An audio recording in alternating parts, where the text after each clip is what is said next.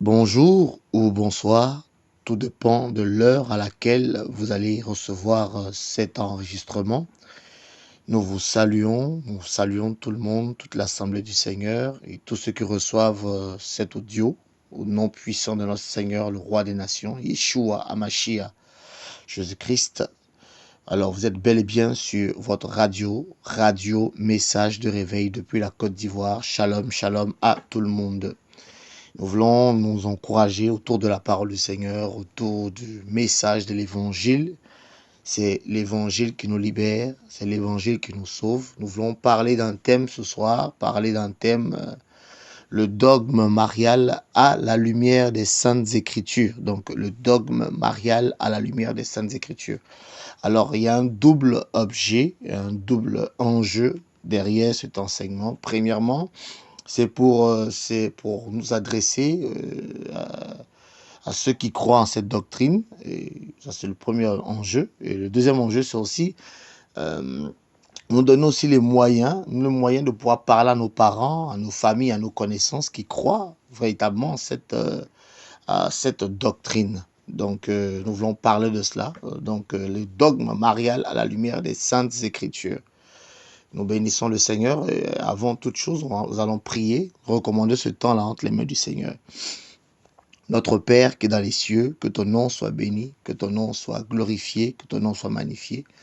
Toi qui as permis que nous puissions être réunis autour de ta parole, Seigneur, enseigne-nous tes commandements, enseigne-nous ta parole, donne-nous de vraiment comprendre ta parole, donne-nous de véritablement retenir ta parole, que les forteresses, Seigneur, toute doctrine, tout enseignement qui contredit ta parole soit ôté de nos cœurs, de nos vies, et donne-nous d'accepter ta parole, de croire en ta parole, car c'est ta parole qui nous sauve.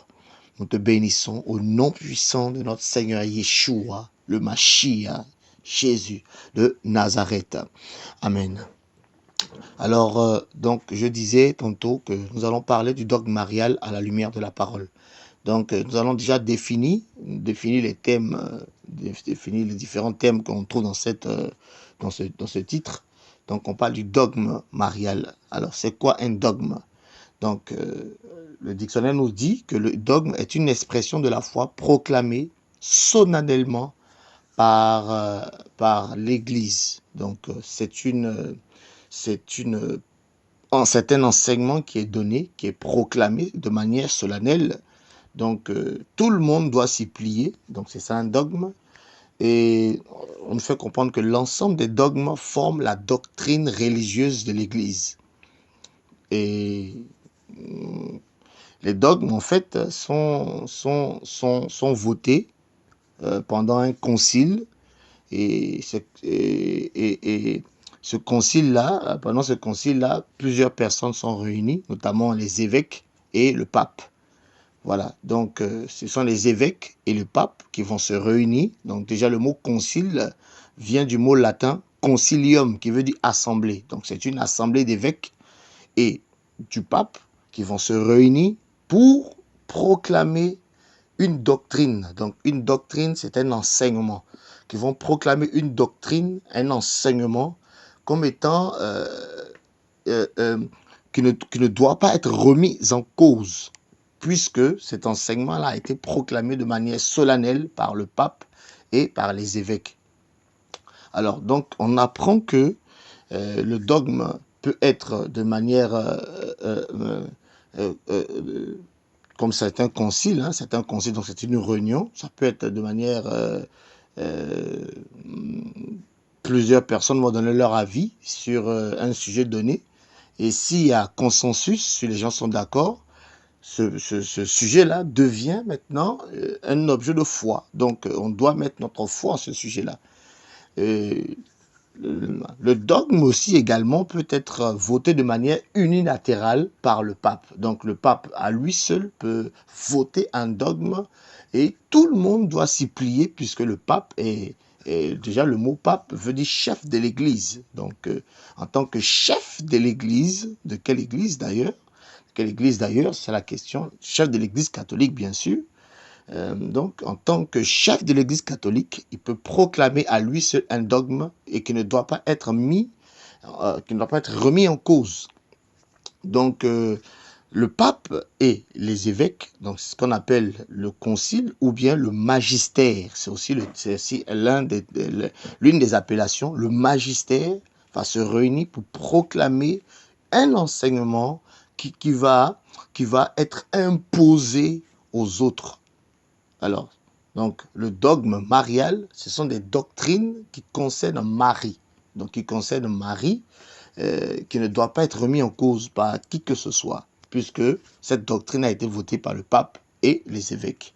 Mais nous voulons, nous en tant que chrétiens, nous voulons vérifier la véracité de ces dogmes qui ont été votés par le pape et les évêques à la lumière des Saintes Écritures, à la lumière de la parole du Seigneur. Nous voulons vérifier si cela vraiment correspond fidèlement aux Écritures sacrées que le Seigneur nous a laissées. Vous savez, si vous allez voir un avocat, si vous allez voir un juriste, lorsqu'il vous parlera, il vous parlera selon les textes de droit, donc selon les textes de loi. Il s'appuiera uniquement sur la loi parce que c'est la loi, c'est selon la loi qui vous parle. Alors, dans notre royaume, il y a une loi, c'est la parole du Seigneur. En dehors de la parole du Seigneur, il n'y a pas d'autre loi. Il n'y a pas d'autre appuis, d'autres sources sur lesquelles nous devons appuyer notre foi, bâtir notre foi. Et toute doctrine proclamée doit avoir pour fondement, pour appui, la parole du Seigneur. Alors, donc, on va déjà plonger les pieds dans le plat.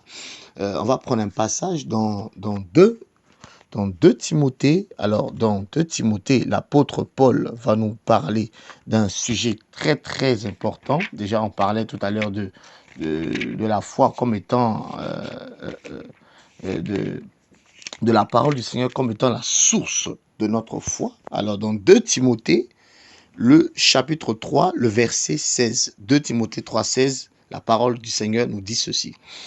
Toute écriture est inspirée d'Élohim et utile pour la doctrine. Donc, toute écriture est inspirée du Seigneur et utile pour la doctrine. Donc, la doctrine doit être extraite des Écritures pour la conviction. Donc, c'est les Écritures qui doivent nous convaincre. Pour la correction. Donc, c'est l'Écriture qui doit nous corriger. Pour l'éducation dans la justice, afin que l'homme d'Élohim soit complet, accompli pour toute bonne œuvre. Alors, nous invitons tout un chacun, vraiment, autour de cette parole-là, à vérifier que chacun prenne sa Bible.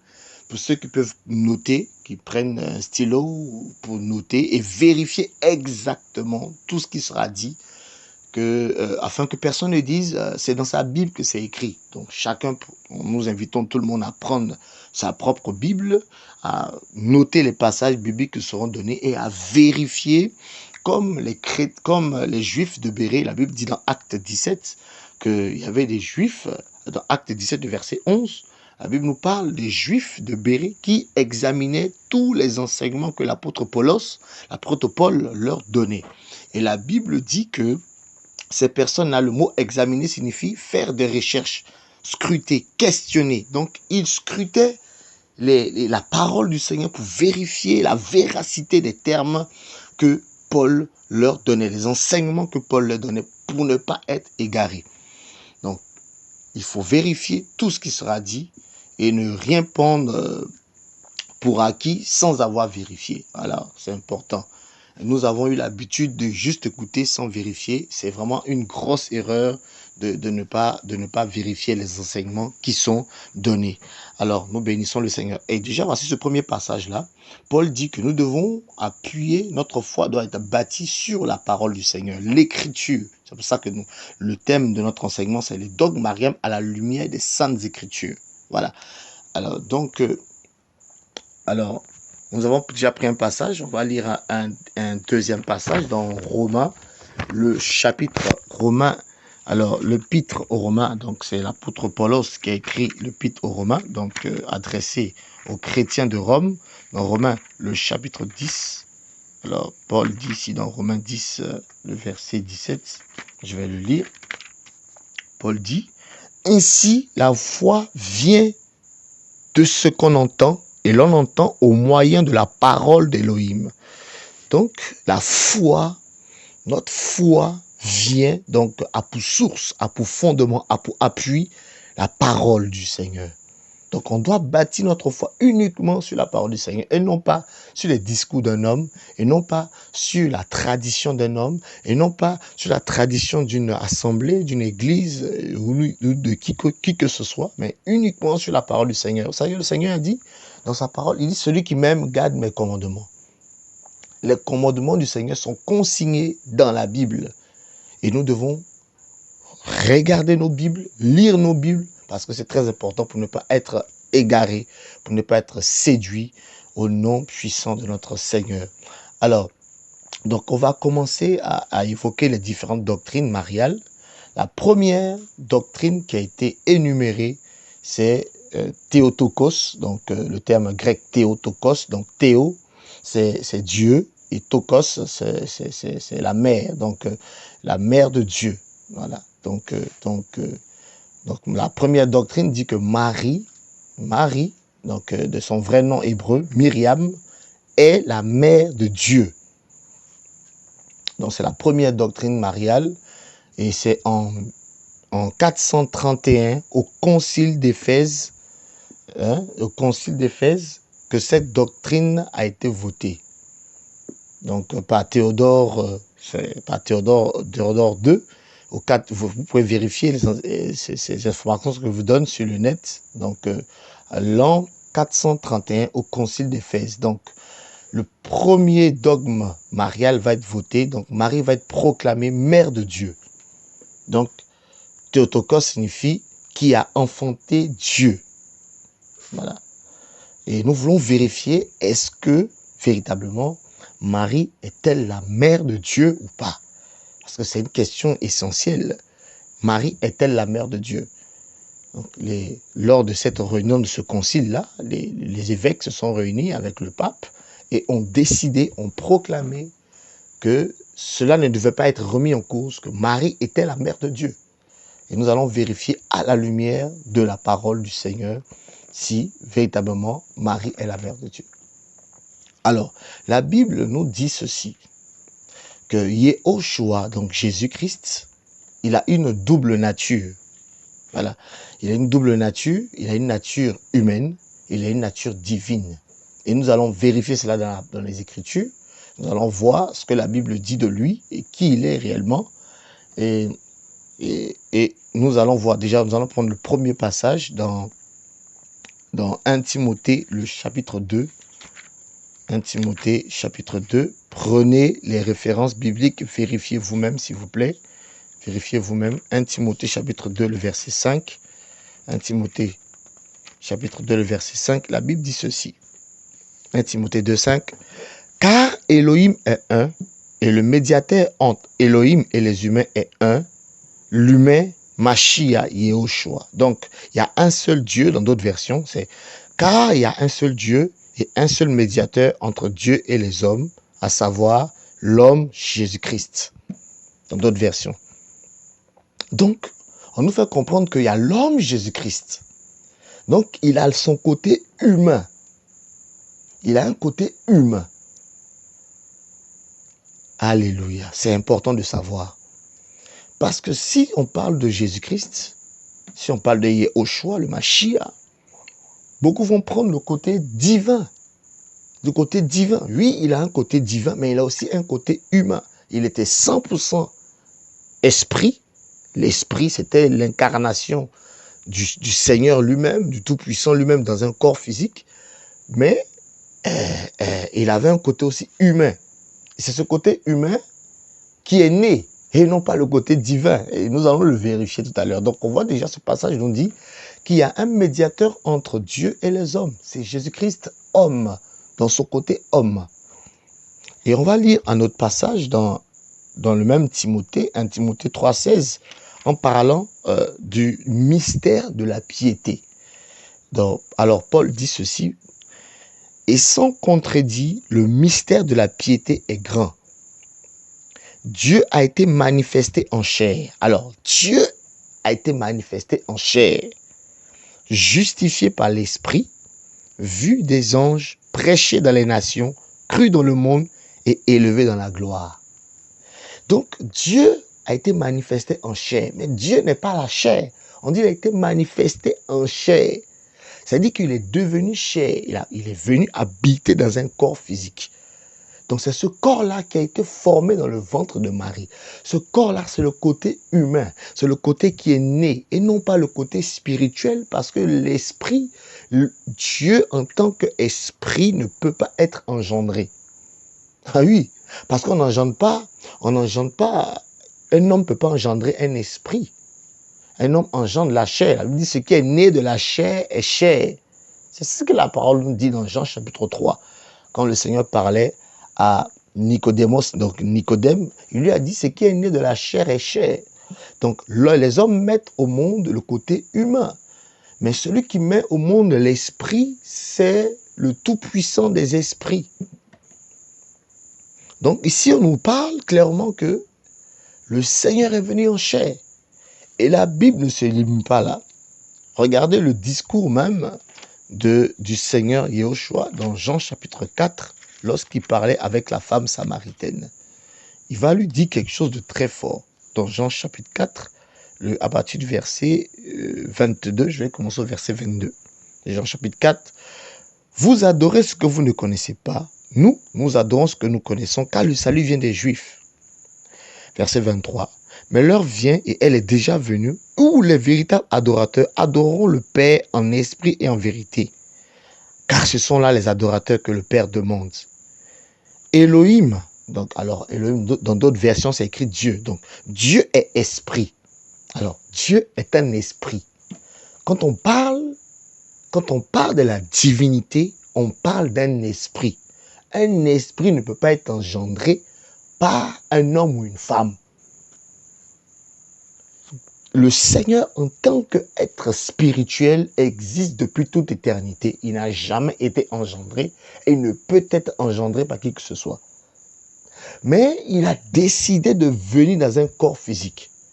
Le corps, on va lire le passage tout à l'heure, vous allez voir. La Bible dit que Dieu était en Christ. Vous voyez, en fait, c'est comme si le corps était une maison dans laquelle le Seigneur est venu habiter. Et la Bible le dit dans Jean chapitre 1, le verset 14. La Bible dit, et la parole est devenue chair. Vous voyez, la parole est devenue chair et elle a habité parmi nous. Et le verset dit, elle a dressé sa tente. Donc le corps était une maison temporelle dans laquelle le Seigneur est venu habiter. Habiter. Ce corps-là a été engendré par Marie. Marie est la mère du côté humain et non pas du côté divin, parce que le Seigneur, en tant que tout-puissant, en tant que le divin, n'a ni père ni mère. Et on va le lire tout à l'heure. Vous voyez, déjà ici, la Bible nous dit, le verset 24 nous dit, Dieu est esprit. Dieu est esprit. Alors, regardez ce que la parole va nous dire encore. C'est merveilleux dans Colossiens. Ici, c'est l'apôtre Paul qui parle. L'apôtre Paul va donner une magnifique image ici de la divinité et de la relation qu'il y avait entre le corps et l'esprit. Donc, dans Colossiens,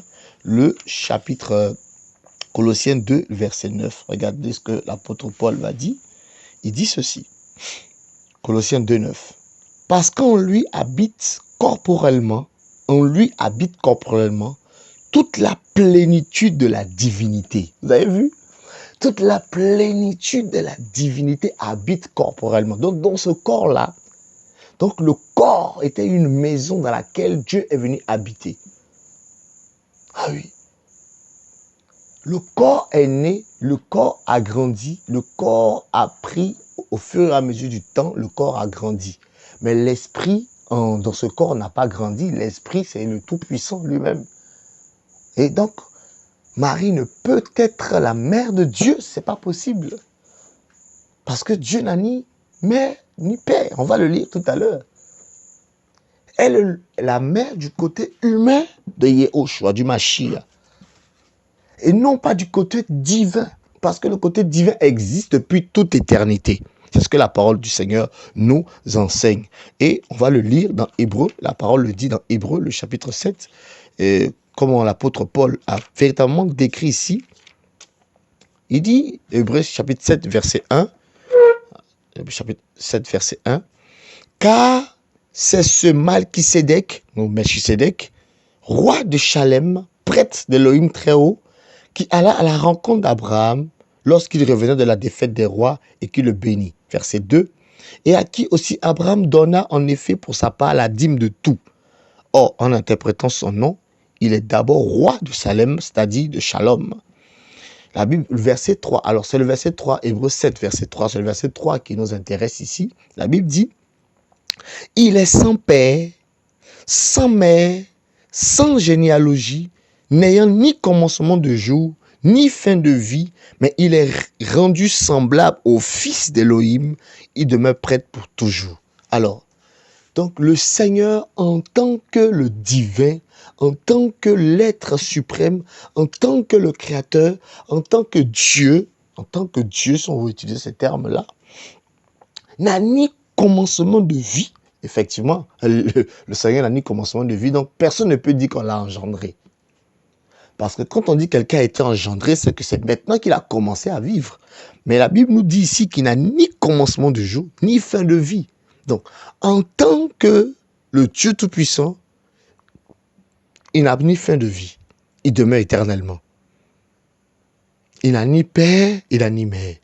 Donc, pourquoi ces personnes se sont-elles réunies pour proclamer que Marie était la mère de Dieu, alors que la Bible nous dit que Dieu, en tant qu'esprit, n'a ni père, ni mère, ni commencement de jour, ni fin de vie, ni généalogie. Mais en tant qu'humain, Yehoshua avait une mère. Il avait un père, la Bible le dit, en tant qu'humain. Il avait des frères, et ça, on va arriver, on va en venir. Donc, ce corps physique que vous voyez n'était qu'une maison. Et chez les Grecs ont toujours considéré le corps physique comme étant un vase dans lequel l'homme habitait. Et c'est pour cela que le mot même hébreu pour parler du corps, c'est vase, c'est habitation, c'est tabernacle. C'est comme une maison dans laquelle quelqu'un réside, l'esprit. Donc, le Seigneur est venu habiter dans ce corps-là. Donc Marie est la mère de Yehoshua humain et non pas du divin. Et c'est une fausse doctrine de proclamer que Marie est la mère de Dieu parce qu'il n'y a aucun verset biblique qui nous dit qu'elle est la mère de Dieu. Nulle part dans la Bible, ce n'est dit. Nulle part, il n'y a aucun verset. Qu'elle ait engendré le Messie en tant qu'humain, oui, la Bible en parle. Mais dire qu'elle est la mère de Dieu, c'est une hérésie. Et si vous lisez un peu le contexte, comme on vous a invité à le faire, je vous ai donné les dates déjà, les conciles d'Éphèse, qui a eu lieu à Éphèse en l'an 431, il y avait un groupe d'évêques qui disait qu'il n'y avait pas de différence entre le côté divin et le côté humain du Seigneur. Et que c'était un ensemble, c'était un mélange. Donc il n'y avait pas lieu de dissocier ces deux parties-là. Donc, vu qu'il n'y a pas lieu de dissocier ces deux parties, c'est que Marie est la mère de l'homme et de Dieu. Selon ce qu'il disait. Alors que les versets, la parole du Seigneur nous fait comprendre clairement qu'il y a une distinction à faire. On a lu le passage qui dit qu'on parle de Yehoshua homme. Donc, il avait un côté humain. Et c'est ce côté humain qui avait faim. C'est ce côté humain qui était fatigué pendant les voyages. La Bible dit que souvent il était fatigué de voyage. Souvent il dormait. Même dans la barque, la Bible dit, lorsqu'il était avec ses disciples, à un moment, lorsque le vent a soufflé, il dormait. Mais la Bible dit dans les psaumes là-bas, que celui qui veille sur Israël ne sommeille ni ne dort. Donc, en tant que divin, le Seigneur ne dort pas. Elohim ne dort pas. Ce sont les hommes qui dorment. Donc, son côté humain était là. Donc, il y a une différence à faire entre son côté divin et le côté humain. Alors, donc, ce dogme qui a été voté, donc cet enseignement, alors, comme on a dit, le dogme, c'est une doctrine, c'est un enseignement qui ne doit pas être remis en cause. Ce dogme-là doit être remis en cause parce qu'il n'est pas basé sur la Bible. C'est une tradition humaine. Vérifiez vous-même dans vos Bibles. Alors, nous bénissons le Seigneur pour ce premier élément déjà. Et il y a eu un deuxième dogme qui a été voté. Donc, Le deuxième dogme, c'est la virginité perpétuelle de Marie. Donc, la virginité perpétuelle de Myriam. Donc, c'était en l'an 553. Il y a eu le concile de Constantinople. Le concile de Constantinople II.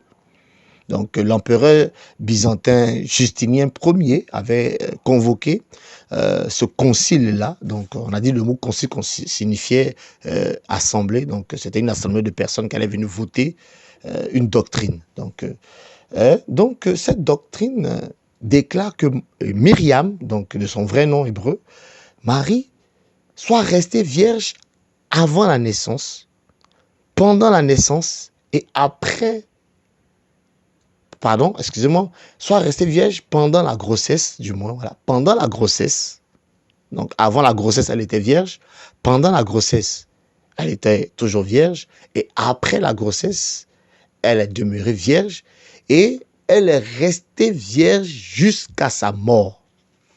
Donc, voici la doctrine qui a été votée en l'an 553 par les évêques et le pape, qui se sont réunis à Constantinople en l'an 553 pour dire que Marie était vierge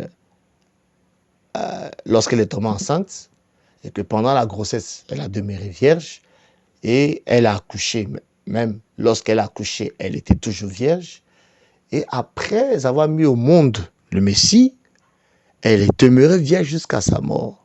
Et nous voulons vérifier ce dogme-là à la lumière des saintes écritures telles que le Seigneur nous demande de faire. Alors, déjà, il y a déjà un premier élément qui a été abordé. On nous dit que Marie était vierge avant la grossesse. Alors, est-ce qu'avant la grossesse, elle était vierge? On va vérifier cela dans les Écritures. Si oui ou non, qu'est-ce que la Bible nous dit?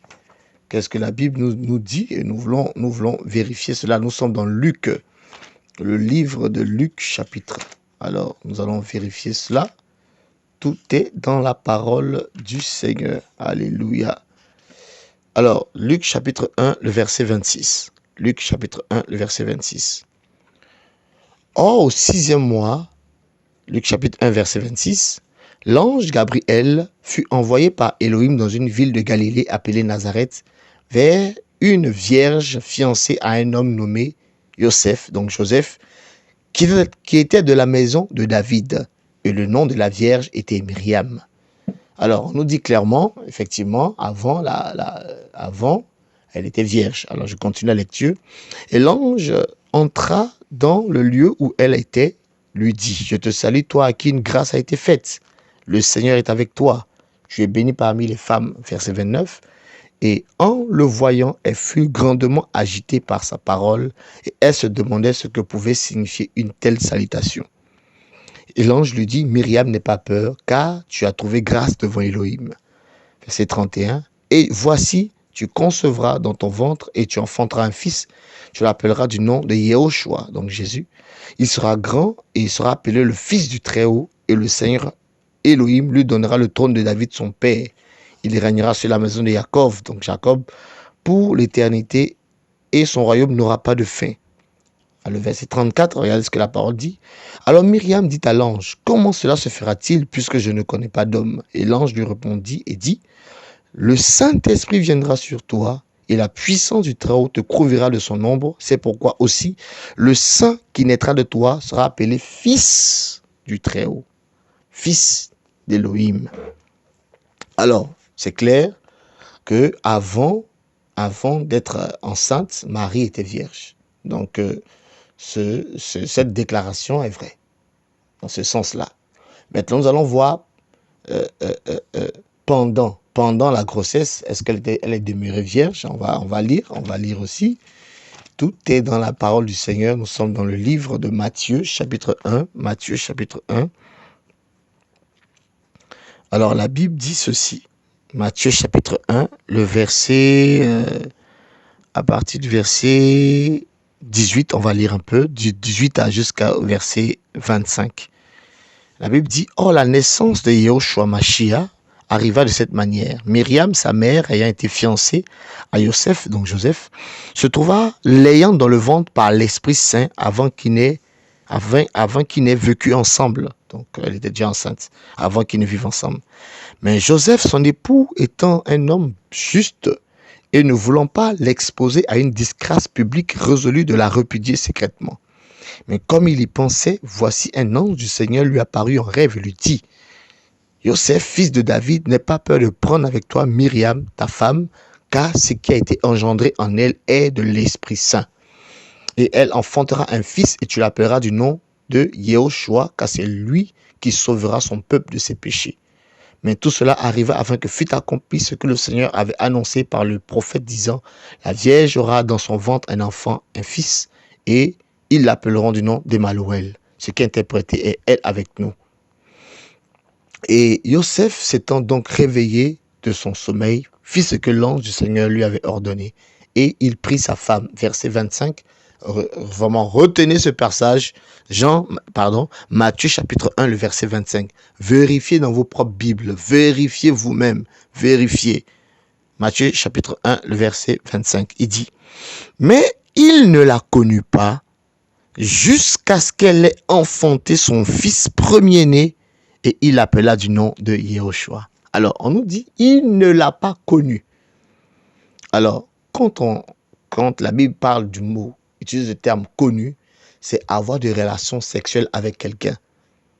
Donc, quand la Bible dit, il ne l'a pas connu, donc il n'a pas eu de relation. Donc, Joseph n'a pas eu de relation sexuelle avec Marie, mais la Bible dit, jusqu'à ce qu'elle ait enfanté. Jusqu'à ce qu'elle ait enfanté son fils premier-né. Donc, il y a un terme, ça dit, il n'a pas eu de relation avec Marie jusqu'à ce qu'elle ait enfanté. Donc, elle est restée vierge pendant la grossesse, d'accord? Donc, la Bible dit ici, mais elle n'est pas demeurée vierge pour l'éternité. Donc, on a dit, quelqu'un peut se dire, mais c'est pas mentionné clairement que connu, ça veut dire avoir des relations sexuelles. On va prendre un passage pour expliquer cela. Parce que la Bible s'explique d'elle-même. Nous sommes dans le livre de la Genèse. Dans le livre de la Genèse, Genèse chapitre 4, verset 1. Je vais lire Genèse chapitre 4, Bereshit. Le chapitre 4, verset 1. La Bible dit ceci. Adam, Genèse chapitre 4, le verset 1. Adam connut Kava, donc Ève, sa femme. Elle devint enceinte et enfanta Caïn. Alors, c'est écrit ici que Adam a connu sa femme Ève et elle a enfanté quelqu'un. Donc, le mot connaître ici, c'est avoir des relations avec sa femme. Donc, c'est clair ici. Et le verset 25 aussi, dans le même chapitre, Genèse chapitre 4, le verset 25, vous pouvez vérifier, il dit: Adam connut encore sa femme. Alors, Adam connut encore sa femme. Elle enfanta un fils et il appela du nom de Seth, car dit-elle, Elohim a mis une autre postérité pour moi à la place d'Abel que Caïn a tué. Donc, on voit clairement que le mot connaître ici, signifie avoir des relations sexuelles avec quelqu'un. Donc, la parole est claire. Il n'y a pas de raisonnement à avoir. Donc, lorsque la Bible dit que Joseph n'a pas connu Myriam jusqu'à, c'est-à-dire qu'il n'a pas eu de relation sexuelle avec elle pendant qu'elle était enceinte. Pendant qu'elle était enceinte. Et nous allons voir que sur ce point-là, oui, c'est vrai. Et nous allons aller plus loin. Mais la Bible dit, mais selon leur doctrine, selon la doctrine qui a été votée, c'est qu'elle était, après la grossesse, elle est demeurée vierge et elle a persévéré dans la virginité jusqu'à sa mort. Est-ce que c'est ce que la Bible nous enseigne? Alors, déjà, le passage que nous venons de lire dans Jean chapitre 1, le verset 25, de Matthieu chapitre 1, verset 25, ce passage est clair. Je pense qu'il n'y a pas à lui à tergiverser. Ce passage est clair. La Bible dit que jusqu'à ce qu'elle ait enfanté. Et avant même d'arriver à ce point-là, mais une femme qui met un enfant au monde, peut-elle demeurer vierge? C'est pas possible. Que quelqu'un qui met un enfant au monde C'est clair que l'enfant, en sortant, il part avec la virginité et tout ça. Alors certains disent non, comme il était particulier, donc il n'a même pas tout ça, il est demeuré vierge après la grossesse. Mais le passage ici est clair, que après ça, Joseph a eu des relations avec son épouse, puisque Marie, Myriam, était la femme de Joseph. Il ne l'a pas épousée juste pour le décor, juste pour décorer sa maison. C'était son épouse, il était en droit d'avoir des relations sexuelles avec elle. Et nous allons montrer clairement à la lumière de la parole du Seigneur que Marie n'est pas demeurée vierge jusqu'à sa mort parce qu'elle a eu des enfants. Et chose que beaucoup ignorent. On va lire des passages bibliques, vérifier à la lumière de la parole que Marie avait des enfants parce que la Bible dit ici que son mari, après avoir mis Yahushua, Jésus-Christ au monde, a eu des relations sexuelles avec son épouse, qui lui a donné des enfants. Et ça, c'est des choses qui sont cachées, que beaucoup ignorent, beaucoup ne savent pas. Alors, donc, le premier élément, nous sommes dans Jean, chapitre 2. Nous allons vérifier que Marie a vraiment eu des enfants. Myriam a eu des enfants. Alors, dans Jean, chapitre 2, verset 12. Je vais lire Jean 2, verset 12. La Bible dit, après cela, il descendit à Capernaum avec sa mère et ses frères et ses disciples, mais il ne demeure que peu de jours. Alors, je relis. Après cela, il descendit à Capernaum avec sa mère, donc le Seigneur était avec sa mère, ses frères, donc on parle de ses frères, et ses disciples. Donc, il y avait 3 catégories de personnes qui le suivaient. Il y avait sa mère, il y avait ses frères et ses disciples. Mais il n'y demeure que peu de jours. Donc, c'est clair ici que Yahushua avait des frères. La Bible dit ici clairement. La Bible dit, il n'y a pas à tergiverser, c'est écrit noir sur blanc. Vérifiez vous-même dans vos Bibles, que chacun prenne sa Bible, qui vérifie. Si celui qui n'est pas d'accord, il peut vérifier pour ne pas dire que non, on m'a trompé. Alors, on ne va pas se limiter à ce seul passage biblique. Il y a des passages à foison, hein, beaucoup de passages dans Marc, le Marc chapitre 6 aussi, on va lire. Et Marc 6 va nous donner même les noms de ses frères, avec précision. Marc chapitre 6 à partir du verset 1. Donc je vais lire Marc, l'évangile de Marc chapitre 6 verset 1. La Bible dit, et il partit de là et vint dans son pays natal. Et ses disciples le suivirent. Et le Shabbat étant venu, il se mit à enseigner dans la synagogue, et beaucoup en l'entendant étaient choqués, disant, d'où lui viennent ces choses? Et quelle est cette sagesse qui lui a été donnée? Et comment de tels prodiges se font-ils par ses mains? Celui-ci n'est-il pas le charpentier, fils de Marie, donc Myriam, frère de Jacques, donc Jacob, Jacques, de Joseph, de Jude, donc Yehuda en hébreu, et de Shimon, donc, ou Simon, et ses sœurs ne sont-elles pas parmi nous? Et ils étaient scandalisés à cause de lui. Donc on nous parle de Jacques, de Joseph, de Jude et de Simon, nom de ces 4 frères. Et la parole du Seigneur ne se limite pas seulement à ces 4 frères-là, mais la Bible dit même qu'il y avait même des sœurs. Il avait même des sœurs. Alors ici, dans le contexte, Yahushua va se retrouver dans sa patrie, donc à Nazareth, là où il avait grandi. Et les gens étaient étonnés de le voir faire des miracles, parler. Donc les gens étaient étonnés. Ils ont dit, mais celui-là, il a grandi parmi nous. Comment se fait-il qu'il fait des miracles? On connaît ses frères, on connaît ses sœurs, on connaît sa mère, on le connaît. C'était un charpentier comme son père, Joseph était un charpentier. Et la Bible dit qu'à cause de cela, ils étaient tous scandalisés. Et ils n'ont pas cru. La Bible dit qu'il fit très peu de miracles dans cette région-là parce qu'ils ne croyaient pas en lui, étant donné qu'ils le connaissaient très bien. En tout cas, humainement, bien sûr. Donc voici les frères du Seigneur. La parole le dit clairement. Et je vais lire un autre passage dans Jean chapitre 7. Dans Jean 7. Parce qu'il y a de ceux-là qui sont vraiment très sceptiques. Jean chapitre 7, à partir du verset 1 à 10. Jean 7, 1 à 10.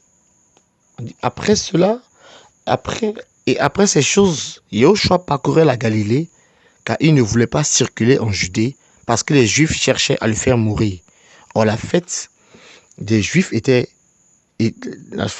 la construction d'un tabernacle était proche, et ses frères lui dirent, pars d'ici et va en Judée, afin que tes disciples aussi voient tes œuvres que tu fais. Car on ne fait rien en secret quand on cherche à être en évidence et qu'on assure sa publicité. Si tu fais ces choses, montre-toi toi-même au monde. Verset 5, la Bible dit, car ses frères non plus ne croyaient pas en lui. Vous avez vu ça? Ses frères ne croyaient pas en lui. Parce qu'il y a de ceux-là qui disent que, en fait, quand on dit le mot frère ici, c'était ses disciples. Alors, la Bible est claire que tu ne peux pas être disciple de quelqu'un si tu ne crois pas en lui. La Bible est claire. Ce sont ses frères qui lui disent, va faire des miracles là-bas afin que tes disciples aussi voient. Va te montrer à eux. Parce que ses frères ne croyaient pas en lui. Il avait des frères biologiques, issus de Marie. Vous voyez? Il y avait un qui s'appelait Jacques, il y avait Joseph, il y avait Jude, il y avait Simon. Alors, dans ce temps-là, chez les Juifs, les noms étaient, ce genre de noms-là étaient récurrents. Donc, Marie avait des enfants. Elle avait bel et bien des enfants, des fils et des filles qu'elle a engendrés. De Joseph, bien sûr. Alors, il y a un autre groupe qui dit que, comme on a dit tout à l'heure, ce sont ces disciples qui sont appelés frères. On voit clairement que ce n'est pas ça. Il y avait des frères, qui avaient les disciples à part. Mais il y a un autre groupe qui dit non, que dans la Bible, le terme cousin n'apparaît pas. Donc, ceux qui ont été mentionnés ne sont pas frères, mais ce sont des cousins. Parce que pour désigner des cousins, on utilise le terme frère. Mais écoutez, ce n'est pas vrai. Ce n'est pas vrai, parce que nous allons vérifier dans la parole que dans la Bible, le terme cousin apparaît clairement. Alors, nous sommes dans Colossiens. Alors, Colossiens, vous allez voir ici, tout est dans la Bible, tout est dans la Bible. Colossiens, le chapitre 4, Colossiens, le chapitre 4, que le terme cousin existe bel et bien, bel et bien, bel et bien, bel et bien. Alors, dans Colossiens 4, nous sommes au le verset 10. Alors, la Bible dit, Erastos, mon compagnon de captivité, vous salue, ainsi que Marc, le cousin de Barnabas, au sujet duquel vous avez reçu cet ordre, s'il vient chez vous, recevez-le. Donc, on nous parle ici de Marc, qui était le cousin de Barnabas. Donc, Paul s'est fait la différence entre un cousin et un frère. Il aurait pu utiliser le terme ici frère de Barnabas, mais il a dit cousin. Donc, dans la Bible, le terme cousin apparaît bien, bel et bien. Et c'est le même Paul qui a écrit cette épître dans Galates. Paul va parler ici dans Galates chapitre 1, le verset 19. Regardez ce que Paul dit. Paul va parler de Jacques comme étant le frère du Seigneur. Regardez, dans Galates chapitre 1, le verset 19. Recensez tous ces versets bibliques, vérifiez chez vous-même, vérifiez.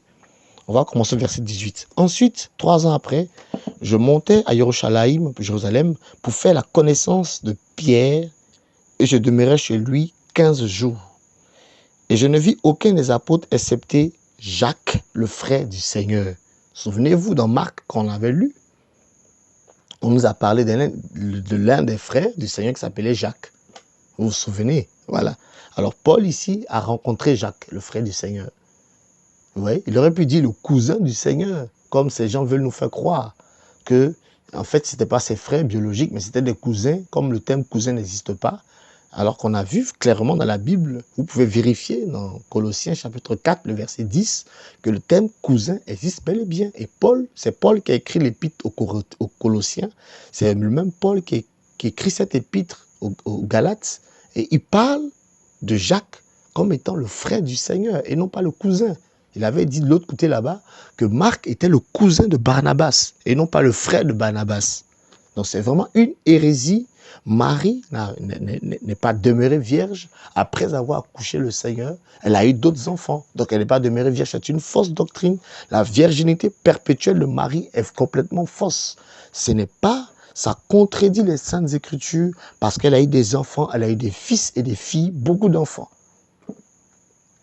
Donc ça ne sert à rien de faire croire aux gens le contraire.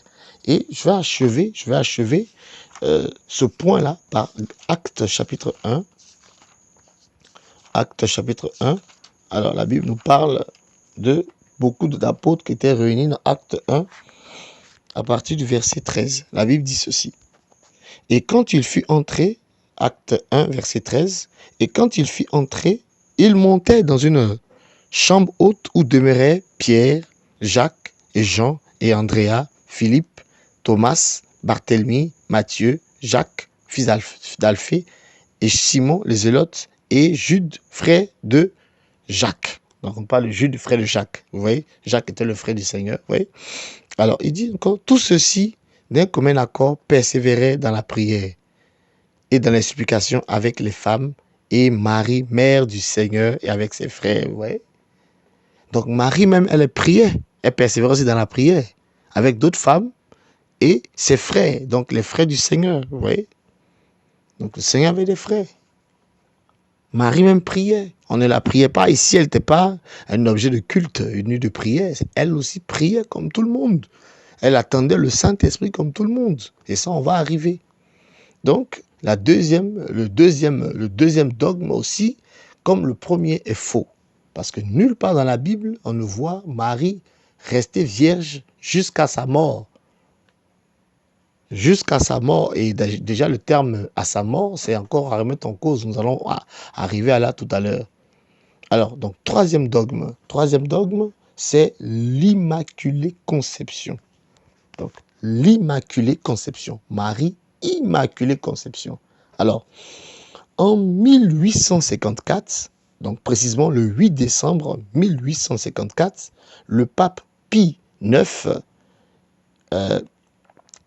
qui était le 255e pape de l'Église catholique, va de manière unilatérale, donc ici, c'est le pape Pie IX ici, qui de manière unilatérale, donc sans l'accord de tous les évêques, comme on avait dit, pour qu'un dogme soit voté, soit il fallait qu'il y ait un concile des évêques et du pape, où le pape de manière unilatérale pouvait voter un dogme. Donc on en a parlé tout à l'heure. Et de manière unilatérale va voter ce dogme-là. Et celui-ci va proclamer de manière unilatérale que Marie était Immaculée Conception. Vous imaginez, en 1800, donc nous sommes là au 19e siècle. Et Marie a vécu au 1er siècle. Comment? Et entre le pape et Marie, il y a au moins 18 siècles. 18 siècles. Et lui, il se lève pour déclarer qu'elle était Immaculée Conception. Et qu'est-ce que cela signifie? Cela signifie que Marie a été conçue sans péché. Donc, elle est exempte du péché originel. Donc, dans le corps de Marie, il n'y avait pas de péché, elle était pure. Alors, là, c'est terrible. C'est terrible, c'est terrible, c'est terrible, c'est terrible, c'est terrible. Le pape Pie IX déclare solennellement, de manière unilatérale, qui proclamait que cela devait être un objet de foi. Donc on devait mettre notre foi dans cette parole-là, que Marie était Immaculée Conception, c'est-à-dire qu'elle n'avait pas de péché originel en elle. Qu'est-ce que la parole du Seigneur nous enseigne-t-elle par rapport à ce sujet? Alors, déjà, c'est une fausse doctrine dans la mesure où la Bible dit dans Romains chapitre 3, Romains chapitre 3, et aucun homme ne peut s'extraire de cette parole-là. Aucun homme ne peut se soustraire. Romains chapitre 3, le verset 9. La Bible dit quoi donc? Avons-nous la prééminence sur les autres? Nullement. Car nous avons déjà prouvé que tous, tant juifs, donc tant les juifs que les grecs, Marie était juive, sont assujettis au péché. Donc, tous les hommes sont assujettis au péché. Et la Bible dit dans Romains 3, 23, tout le monde connaît ce passage-là, que tous ont péché et sont privés de la gloire du Seigneur. Pourquoi? Parce que le péché est en tout un chacun. Aucun homme ne peut se prévaloir d'avoir une vie sainte de par lui-même, d'être né sans péché, parce que le sang d'Adam coule en nous. La Bible dit dans Actes chapitre 17 que nous sommes tous sortis d'un seul sang. Et c'est le sang d'Adam, le sang corrompu. Tous ceux qui sont nés de la chair sont sous l'empire du péché. La Bible dit. C'est complètement contraire à la parole du Seigneur. Contraire à l'évangile du Seigneur. Aucun être humain, avant le Messie, aucun. Le seul homme qui était parfait et qui a perdu la perfection, c'était Adam et sa femme Ève, qui étaient parfaits. En dehors de lui, et une fois qu'Adam est tombé, toute la descendance, jusqu'au Messie, était corrompue. Tous étaient sous l'empire du péché. Donc, extraire Marie de cela, c'est vraiment dangereux. Ça remet en cause les Saintes Écritures. Alors, qu'est-ce que Marie elle-même a dit? Elle dit d'elle-même. Elle s'est reconnue en tant que pécheresse dans Luc chapitre 1. On va le lire, Luc chapitre 1, versets 46 à 48. Marie elle-même, elle va parler, on dit, et Myriam dit, mon âme magnifie le Seigneur et mon esprit exulte en Élohim mon sauveur. Donc, elle reconnaît que le Seigneur est son sauveur. On ne peut pas sauver quelqu'un qui est sans péché. C'est pas possible. On sauve quelqu'un qui est dans le péché. Et la Bible dit, car il a tourné les yeux sur la bassesse de son esclave. Verset 48. La bassesse de son esclave. La bassesse. Marie a reconnu son état de péché. Elle-même, elle parle de son état de péché. Elle a reconnu qu'elle était pécheresse. C'est écrit dans la Bible. Donc, cette doctrine est une doctrine démoniaque. C'est complètement faux. Alors, nous avons essayé de comprendre pourquoi le pape Pie IX, en 1854, a déclaré ce dogme-là. Et il y a une histoire qui court qui dit que... Et alors, quand on dit une histoire, c'est-à-dire que ça n'a rien à voir avec la Bible, c'est une invention humaine. Vous ne trouverez cela nullement dans les Écritures. Mais tenez-vous bien que le père de Marie s'appellerait Joachim et la mère de Marie s'appellerait Anne. Alors, nulle part dans la Bible, ça ne se voit, ça ne se vérifie. Donc, c'est une histoire. Et selon ces personnes-là, ils disaient que Joachim était stérile et qu'il ne pouvait pas mettre au monde un enfant. Et un jour, Joachim et Anne, donc supposés être les parents de Marie, donc c'est une hypothèse et c'est quelque chose qui n'est pas vérifié. Je le dis dans la Bible, on ne voit pas les parents ni de Marie, on ne voit pas nullement cette histoire-là. Alors, dès que ce n'est pas dans la Bible ou dans l'Apocalypse, de ne rien ajouter, de ne rien retrancher à la Bible. Celui qui ajoute, alors il sera jugé. C'est ce que la parole nous dit dans le livre d'Apocalypse, le dernier verset. Pardon, le dernier chapitre, Apocalypse chapitre 22. Alors, cette histoire nous dit que Joachim, étant stérile, va embrasser Anne et suite à ce baiser qu'il va donner à Anne, Anne va automatiquement tomber enceinte.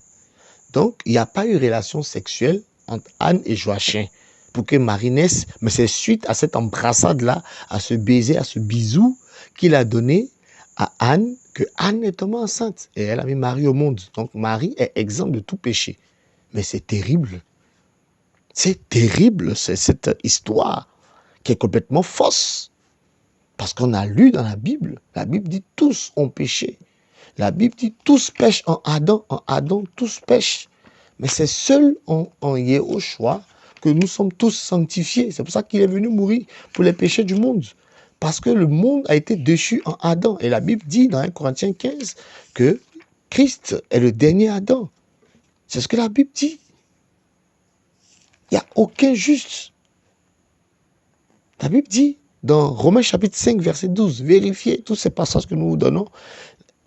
Romains chapitre 5, verset 12, il dit, c'est pourquoi comme par le moyen d'un seul être humain, le péché est entré dans le monde. Et par le moyen du péché, la mort.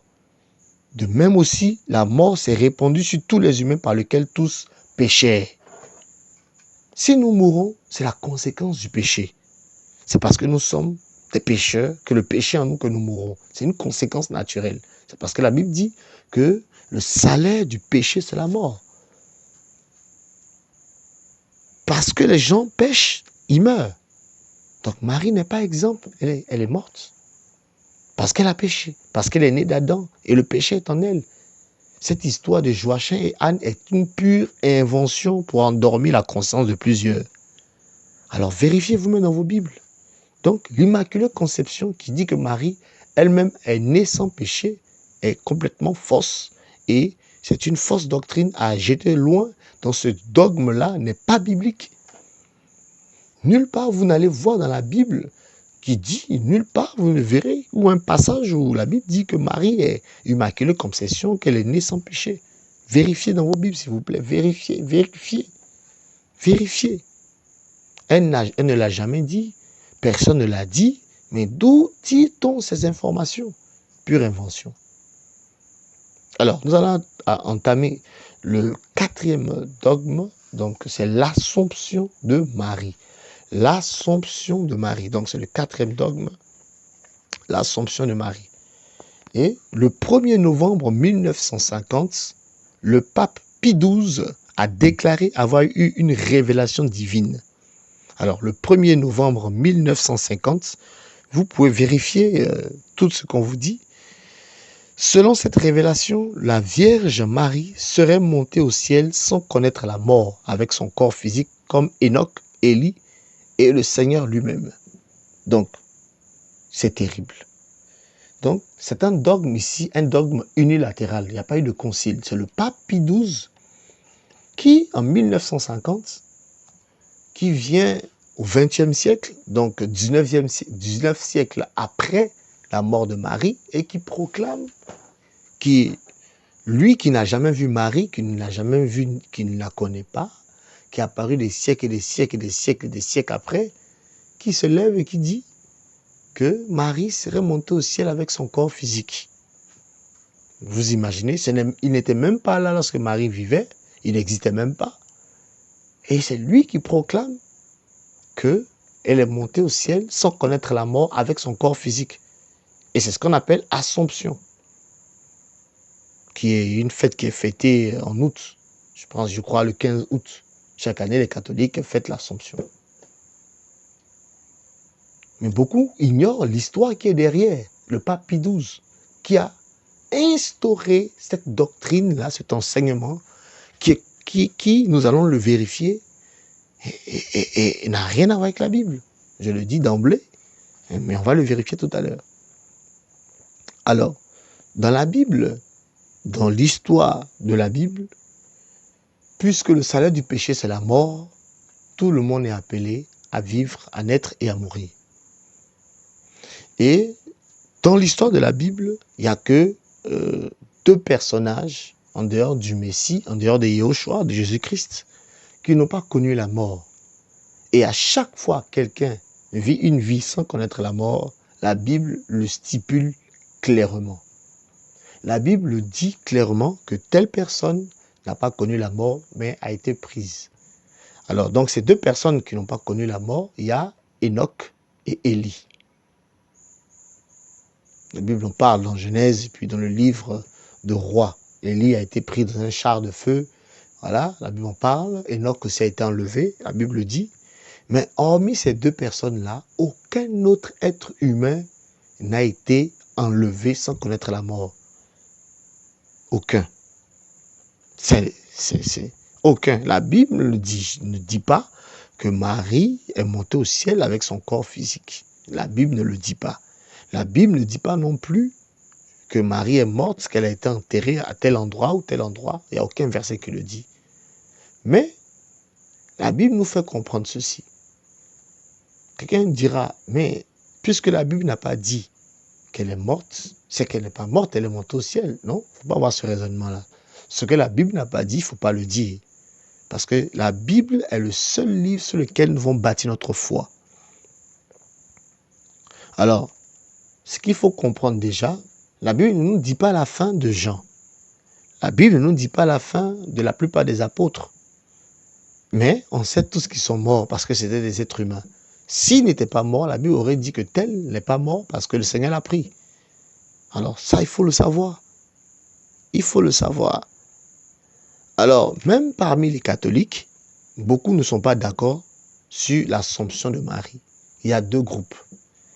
Il y a le groupe qui dit que Marie n'a pas connu la mort et qu'elle est montée au ciel avec son corps physique et son esprit, soit le ciel. Donc, elle n'a jamais été enterrée. Il y a un autre groupe qui dit que Marie est morte, qu'elle a été enterrée, mais 3 jours après, elle est ressuscitée comme son fils et elle est montée au ciel. Vous voyez? Vous pouvez vous-même vérifier ces informations que je vous donne, vous pouvez vérifier. Alors, la tombe de Marie est à Jérusalem, près de la montagne des Oliviers. Vous voyez? Donc, vous pouvez taper sur le net la tombe de Marie, vous allez voir, c'est devenu maintenant un lieu de prière. Une église a été, un temple religieux a été bâti dessus. Donc, voilà, vous ne pouvez plus rien trouver, mais un temple religieux a été bâti sur la tombe. La tombe de Marie, c'est près de la montagne des Oliviers. Elle est bel et bien morte. Elle est bel et bien morte. Et ce pape-là a caché cette vérité-là, disant qu'elle n'est pas morte, qu'elle est montée au ciel avec son corps physique. Et ça, nous allons aussi en parler tout à l'heure. Que personne, que depuis que le Seigneur est venu, on ne monte pas au ciel avec son corps physique. C'est pas possible. On va le lire tout à l'heure, on va le vérifier. Parce que quand on a lu dans Actes, le chapitre 1, on nous disait que Marie persévérait dans la prière aussi. Elle aussi attendait le Saint-Esprit comme tout le monde. Marie était membre de la première église. Elle n'était ni objet de culte, elle n'était ni intercesseuse, elle n'était rien d'autre que quelqu'un qui croyait aussi en son fils. Elle a cru et elle attendait la promesse. Son fils leur a dit dans Actes chapitre 8, Actes chapitre 1, le verset 8, vous recevez une puissance survenant sur vous, celle du Saint-Esprit, et vous serez mes témoins. Et la Bible dit, dans le passage qu'on a lu, dans Actes des Apôtres, Actes chapitre 1, verset 13 à 14, qu'elle persévérait dans la prière avec les 12 apôtres. La Bible dit qu'il était environ 120 personnes. Elle était parmi les 120 personnes. Et dans Acte 2, nous voyons qu'il y a eu l'effusion de l'Esprit. Le Saint-Esprit est descendu sur les 120. Donc Marie faisait partie des 120. Elle a reçu aussi le Saint-Esprit, comme tout le monde. Elle s'est mise à parler en d'autres langues, comme tout le monde. Elle n'était pas particulière.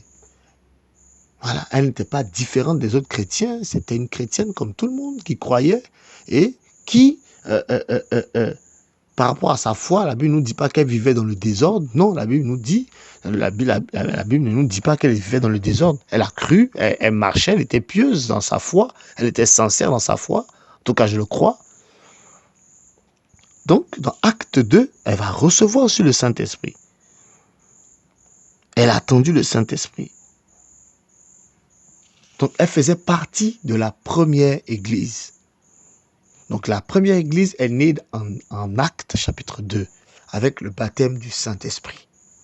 Et Marie faisait partie de cette église-là. Et qu'est-ce que la Bible dit? Qu'est-ce que la Bible nous enseigne par rapport à l'église?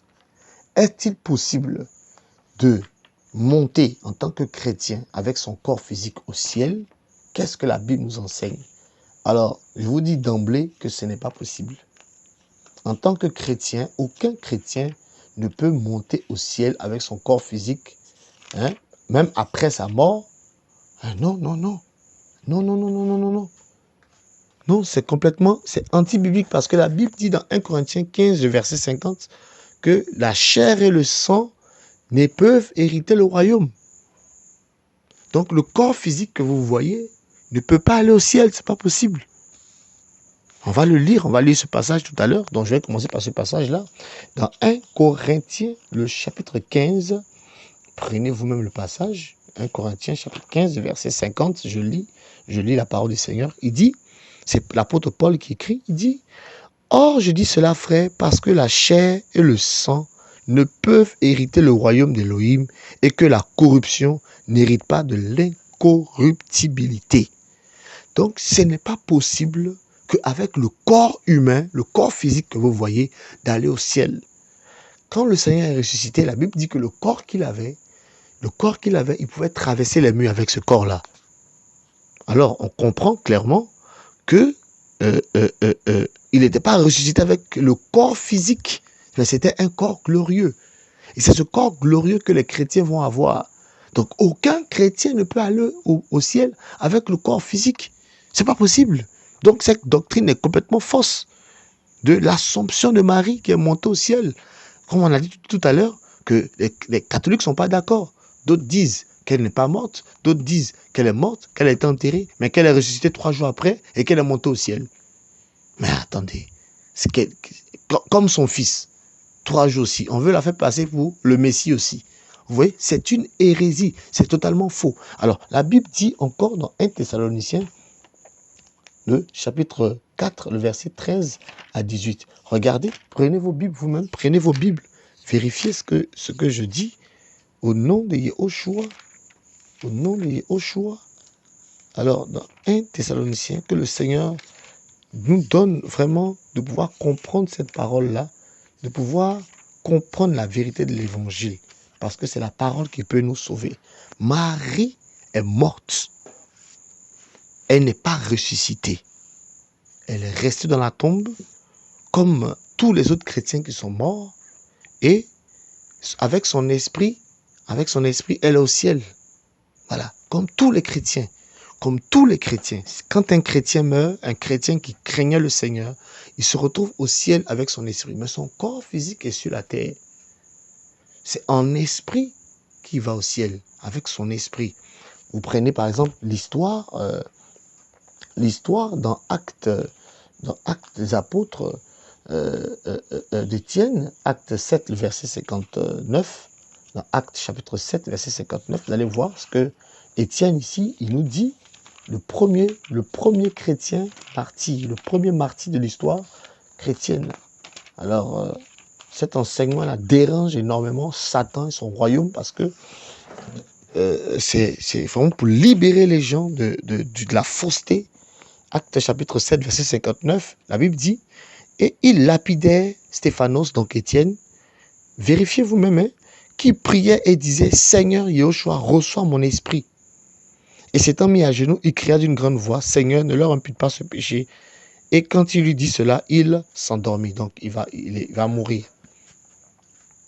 Donc, il n'a pas dit, reçois mon corps. Il a dit mon esprit. Parce que quand un chrétien meurt, c'est son esprit qui va au ciel. Mais son corps reste sur terre. Mais la Bible dit quoi? Qu'est-ce que la Bible nous dit? Déjà, on comprend que tous les chrétiens, tous les croyants qui craignent le Seigneur, qui se sanctifient, qui vivent dans la sanctification, quand ils meurent, ils vont au ciel avec leur esprit, ils sont au ciel en esprit, mais leur corps est sur la terre, ils attendent la résurrection des morts. Ils attendent la résurrection des morts. Alors dans 1 Thessaloniciens, le chapitre 4, regardez ce que l'apôtre Paul dit. 1 Thessaloniciens chapitre 4, à partir du verset, on va lire un peu plus bas, 13, à partir du verset 13 jusqu'au verset 1 Thessaloniciens chapitre 4, verset 13 à 18. Il dit ceci, « Ô frères, je ne veux pas que vous soyez dans l'ignorance au sujet de ceux qui dorment, en parlant des morts, afin que vous ne soyez pas attristés comme les autres aussi qui n'ont pas d'espérance. Car si nous croyons que Yehoshua, donc Jésus, est mort et qu'il est ressuscité, de même aussi ceux qui dorment en lui, Elohim les ramènera avec lui. Car nous vous disons ceci par la parole du Seigneur, ce que nous, les vivants restés, pour l'avènement du Seigneur, nous ne précéderons jamais ceux qui dorment. Parce que le Seigneur lui-même, avec un cri de commandement, avec une voix d'archange et avec la trompette, descendra du ciel et les morts en Christ, en Mashiach, ressusciteront premièrement. Alors, donc, ici, on nous parle de l'enlèvement de l'Église. La Bible dit, quand le Seigneur va descendre du ciel, lorsque la trompette va sonner, ce sont les morts en Christ qui vont ressusciter d'abord. Donc, tous les chrétiens qui sont morts depuis depuis la première, donc depuis l'histoire d'Étienne jusqu'à présent, vont ressusciter d'abord. Verset 17. Ensuite, nous les vivants restés, nous serons enlevés avec eux dans les nuées à la rencontre du Seigneur dans les airs. Et ainsi nous serons toujours avec le Seigneur. Donc, les morts vont ressusciter avec des corps glorieux et les vivants ceux qui seront vivants ce jour-là, eux aussi seront changés. Donc leur corps physique, ils vont avoir un corps glorieux avec lequel ils vont monter, et les vivants et les morts monteront ensemble à la rencontre du Seigneur. Et c'est ce que Paul expliquait dans 1 Corinthiens 15 qu'on a lu tout à l'heure. Il disait ceci au chapitre 15, verset 51. Il dit, voici, je vous dis un mystère. Nous ne dormirons pas tous en effet, mais tous nous serons transformés en un instant, en un clin d'œil, à la dernière trompette. Donc, en un clin d'œil, nous serons tous transformés. Donc, ici, le mot transformé, c'est transfigurer, c'est être revêtu de gloire. Donc, nous allons être revêtus de gloire. Car la trompette sonnera et les morts ressusciteront incorruptibles, et nous serons transformés. Mais il faut en effet que le corruptible révèle l'incorruptibilité et que le mortel révèle l'immortalité. Voilà. Donc, le corps physique sera changé en un corps de gloire. Donc, ce n'est pas possible de dire que Marie est montée au ciel avec son corps physique. C'est une hérésie. Ça contredit les Saintes Écritures. Ça contredit la Bible. Ça contredit la Bible. Tous les premiers chrétiens qui sont morts en esprit sont au ciel, comme Marie est au ciel avec son esprit, comme Pierre, comme Paul, comme Jacques, comme Jean sont au ciel avec leur esprit, mais leur corps est sur terre. Leur corps attend l'enlèvement, attend la résurrection des morts, où ils seront un nouveau corps et monteront au ciel. Alléluia, Seigneur, merci pour ta parole qui nous éclaire. Et c'est une fausse doctrine de dire que Marie est montée au ciel avec son corps physique, parce que ça contredit la parole du Seigneur. Ça contredit la parole du Seigneur. Ça contredit la parole du Seigneur. Donc voici le quatrième dogme qui a été voté par le pape Pie XII. Et il y a eu des décisions similaires, ça, ce ne sont pas des dogmes, mais ce sont des décisions qui ont été prises et qui ont foi, qui font l'objet de la foi de beaucoup. Donc Marie a été déclarée co-rédemptrice. C'est le premier élément. Co-médiatrice, deuxième élément. Avocate et mère spirituelle de tous les croyants. Alors, on va développer ces 4 éléments tout à l'heure. Co-rédemptrice. Alors, c'est déjà, il faut chercher à savoir c'est quoi la rédemption. La rédemption, c'est le rachat d'un esclave par le paiement d'une rançon. Donc, on rachète un esclave en payant une rançon. Donc, un rédempteur est celui qui rachète un esclave par le paiement d'une rançon. Donc, si on dit que Marie est co-rédemptrice, donc qu'on dit co, ça dit ensemble, ça dit que c'est quelqu'un qui travaille avec une autre personne pour accomplir quelque chose de particulier. Donc, ils travaillent ensemble. Donc, dans le processus de la rédemption, Marie aussi participé. Or, la rédemption, c'est la mort du Seigneur. Et la Bible dit dans Éphésiens chapitre 1, verset 7, je vais le lire. Éphésiens chapitre 1, verset 7. Éphésiens 1, 7. Éphésiens 1, 7. Vous allez voir ce que la Bible dit. Vérifiez vous-même, vérifiez le paiement, le rachat d'un esclave par le paiement d'une rançon. Éphésiens 1, le verset 7. La Bible dit, en lui, nous avons la rédemption par le moyen de son sang, le pardon des fautes selon la richesse de sa grâce. Donc, la rédemption se fait par le moyen du sang du Seigneur. Seul le sang du Seigneur peut nous racheter. Il a dit lui-même dans Matthieu chapitre 20, le verset 28, il dit, le Fils de l'homme n'est pas venu pour être servi, mais il est venu pour servir et de donner sa vie en rançon pour plusieurs. Donc, dit que Marie est co-rédemptrice, c'est-à-dire qu'elle a donné aussi sa vie pour plusieurs. Et ce qui est archi faux. Parce que la rédemption se fait par le moyen du sang du Seigneur. Seul le Seigneur est allé à la croix. Marie n'est pas allée à la croix. Donc, l'associer dans le processus de la rédemption est un blasphème total. Donc, Matthieu chapitre 20, verset 28, vous pouvez noter ce passage-là. Matthieu 20, 28, Éphésiens 1, verset 7, Colossiens 1, 12 à 15. Je vais lire Colossiens chapitre 1, 12 à 15. Il dit ceci, je vais le lire. La Bible dit, rendons grâce au Père qui nous a rendus capables d'avoir part au lot des saints dans la lumière. Colossiens 1, 12 à 15. Alors, qui nous a rendus capables d'avoir part au lot des saints dans la lumière, qui nous a délivrés de l'autorité de la ténèbre et nous a transportés dans le royaume de son Fils, de son amour, en qui nous avons la rédemption par le moyen de son sang, le pardon des péchés. La rédemption, c'est par le moyen du sang du Seigneur. Le pardon des péchés. Donc, Marie ne pardonne pas les péchés. Non!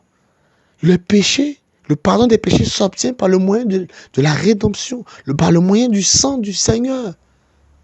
Par le moyen du sang du Seigneur. Elle n'est pas co-rédemptrice, c'est un blasphème total. Donc ne croyez pas en ces choses. Nulle part, Marie n'a dit cela. Nulle part, quelqu'un n'a dit cela dans la Bible. Demandez à ceux qui vous disent ces choses de vous montrer un seul verset biblique qui confirme l'une de ces thèses qui ont été énoncées. Une de ces thèses, un seul verset de la Bible, vous allez voir, ils ne vont pas vous donner un seul verset parce qu'il n'y a pas de verset pour affirmer ces choses-là qu'ils ont décidé de manière unilatérale, de manière collégiale, mais loin de la parole du Seigneur. Alors, le deuxième élément, c'est co-médiatrice. Donc, ils nous font croire que Marie est médiatrice, qu'elle serait une intercesseuse. Alors, qu'est-ce que la Bible dit? Alors, nous sommes dans Colossiens, on l'a déjà lu. Non, pardon, Timothée, on l'a déjà lu, mais on va le lire encore. On va le lire encore dans 1 Timothée, le chapitre 2, verset 5. On dit co-médiatrice. Donc, elle fait aussi de la médiation. Alors, prenez vos Bibles dans 1 Timothée, chapitre 2, verset 5. Car Dieu est un et le médiateur entre Dieu et les humains est un. Il y a un seul médiateur. Il n'y a pas deux. La Bible est claire. Ici, on n'y a pas de discours à faire. Et le médiateur, c'est qui? L'humain Jésus-Christ, dans Yehoshua Mashiach. C'est le seul médiateur. Il n'y a pas d'autre. Il n'y a pas d'autre. Et la Bible dit qu'il s'est donné lui-même en rançon. Vous voyez? Qui s'est donné lui-même en rançon pour tous. C'est lui seul qui s'est donné en rançon pour tout le monde. Personne d'autre. Aucun homme, aucune femme ne s'est donné en rançon pour le salut de nos âmes.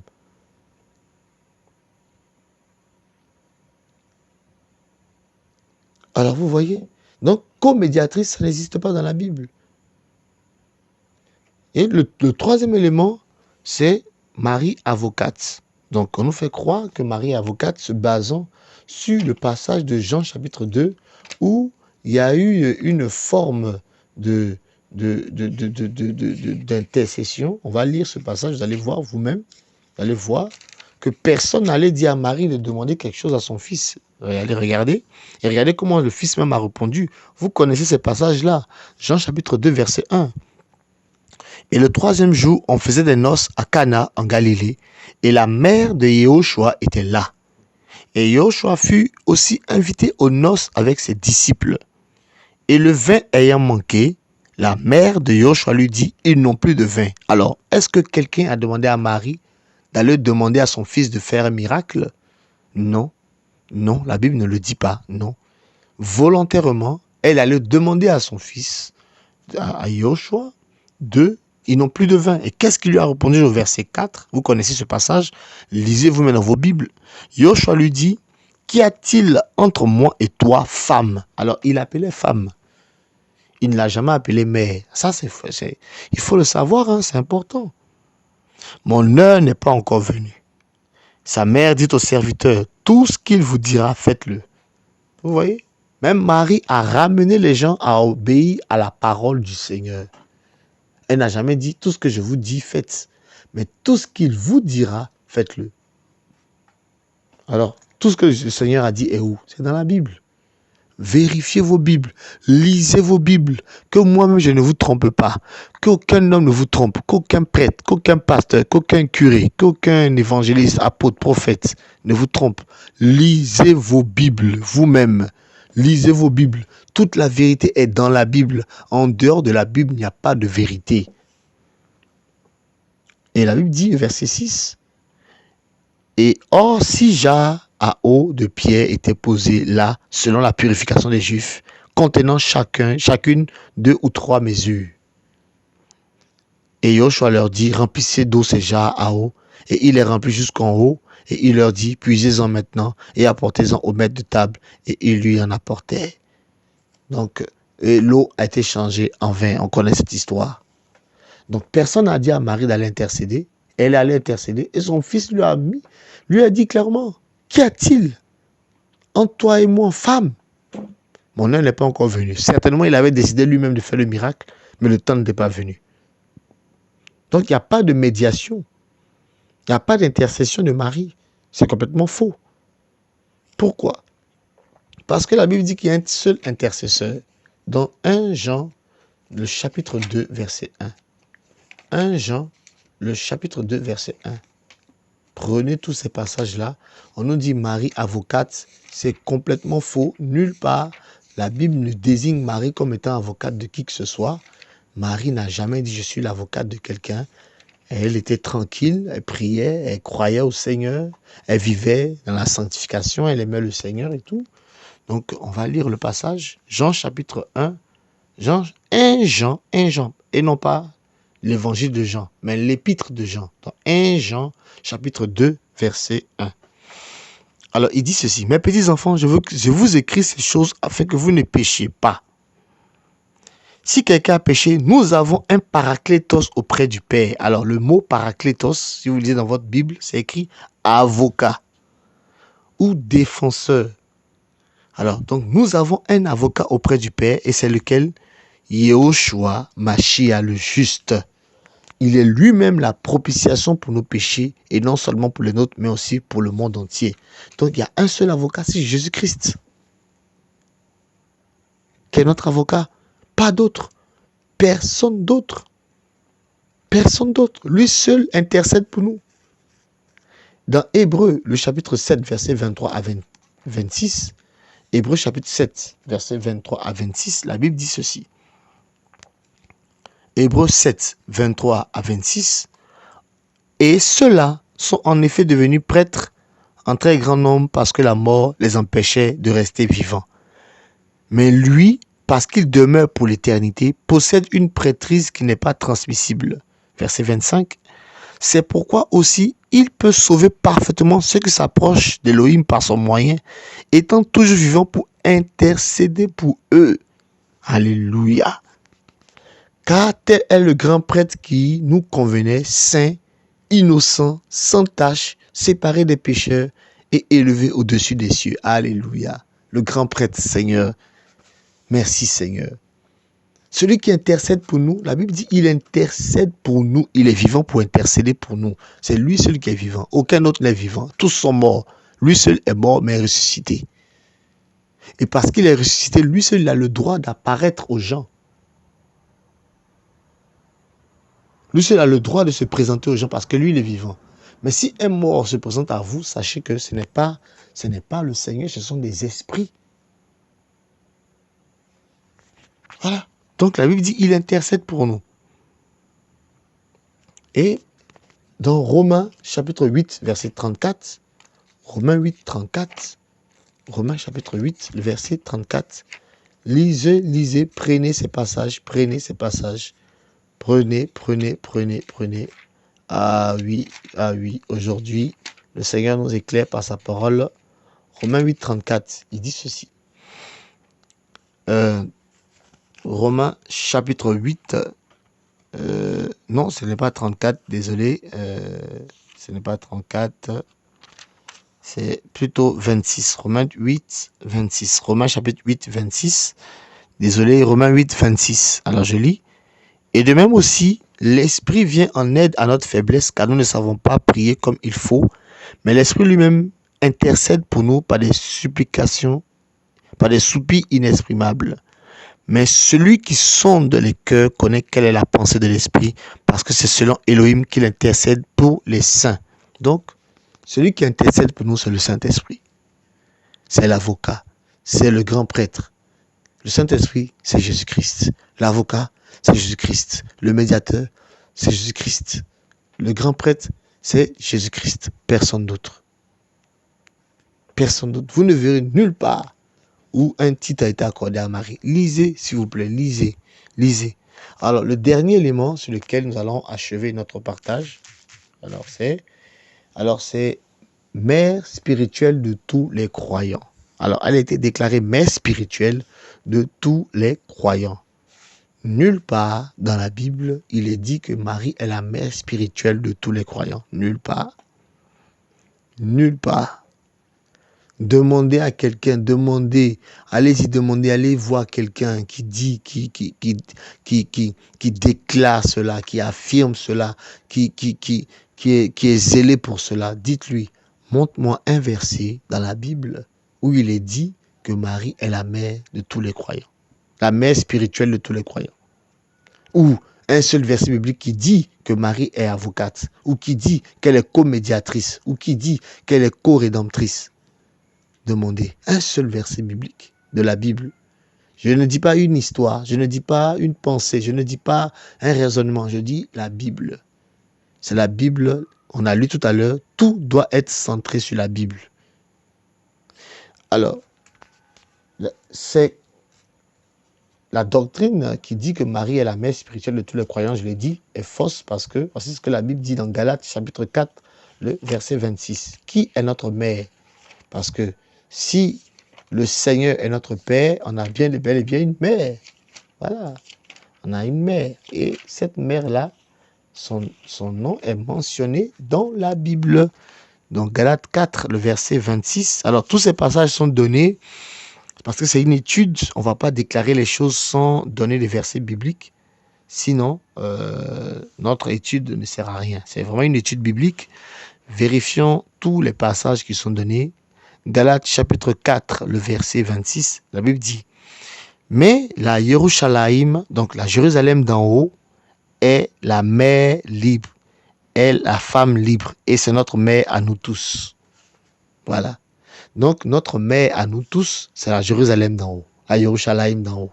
C'est notre mère spirituelle. Notre père spirituel, c'est le Père. C'est le Seigneur. Et notre mère, c'est la Jérusalem, qui est dans Apocalypse chapitre 21, est désignée comme étant l'épouse de l'agneau. Dans Apocalypse chapitre 21 là-bas. Alors, donc, au terme de notre étude, nous avons vu que les 4 premiers dogmes qui avaient été mentionnés, notamment le Théotokos, la virginité perpétuelle, l'immaculée conception, l'Assomption, étaient des fausses doctrines qui n'ont aucun fondement biblique, n'ont aucune base scripturaire, ne s'appuient pas sur la Bible, mais s'appuient sur des raisonnements humains, sur des doctrines humaines.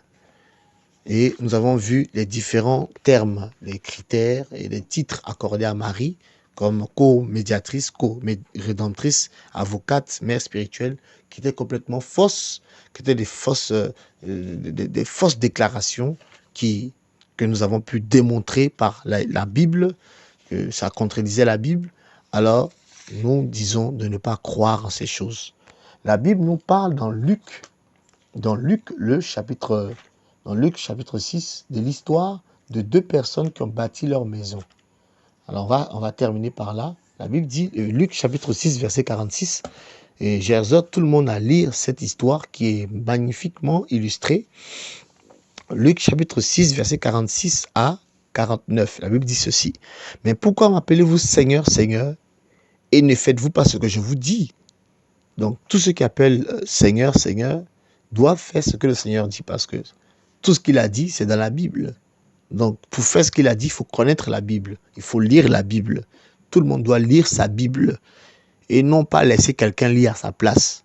Parce que l'ignorance tue. La Bible dit, mon peuple périt parce qu'il lui manque la connaissance. Cette connaissance-là est dans la Bible. Et il faut la lire pour avoir la connaissance. Quiconque vient, verset 47, quiconque vient à moi et écoute mes paroles et les met en pratique, je vous montrerai à qui il ressemble. Il est semblable à un être humain qui, bâtissant une maison, a creusé profondément et a mis le fondement sur le rocher. Mais une inondation est venue et le fleuve s'est jeté contre cette maison sans pouvoir l'ébranler parce qu'elle était bâtie sur le rocher. Mais celui qui entend et ne met pas en pratique est semblable à un être humain qui a bâti une maison sur la terre. Vous voyez, sans fondement, le fleuve s'est jeté contre cette maison immédiatement. Elle est tombée et sa ruine, et la ruine de cette maison a été grande. Alors, ici, c'est l'image de deux chrétiens. De deux chrétiens. Le premier chrétien a bâti sa maison sur le roc. Le roc ici, c'est Jésus-Christ, Yahushua Mashiach, qui est le rocher. Voilà. Et Jésus-Christ, la Bible dit son nom, c'est la parole du Seigneur. Dans Apocalypse chapitre 19, verset 13, son nom, c'est la parole. Donc, celui qui met sa foi sur la parole ne sera jamais ébranlé. Et celui-là est sauvé. Mais celui qui bâtit sa maison sur le sable, c'est l'image des humains, parce que l'homme a été tiré de la poussière. Donc, la Bible dit, tu es poussière et tu retourneras poussière. Donc, celui qui a bâti sa vie, sa foi, sur des raisonnements humains, sur des doctrines humaines, sur des pensées des humains, celui-là, lorsque les fleuves viendront, sa maison s'écroulera. Et la Bible dit sa ruine sera grande. Donc, il n'ira pas au ciel, en un mot. Il n'ira pas au ciel. Pour aller au ciel, il faut bâtir sa foi sur la parole du Seigneur. Nous bénissons le Seigneur pour cet enseignement, pour ce temps de partage. Il a été long, mais on voulait vraiment donner les passages bibliques parce que c'est ce qui est important. Seigneur, merci pour cet enseignement.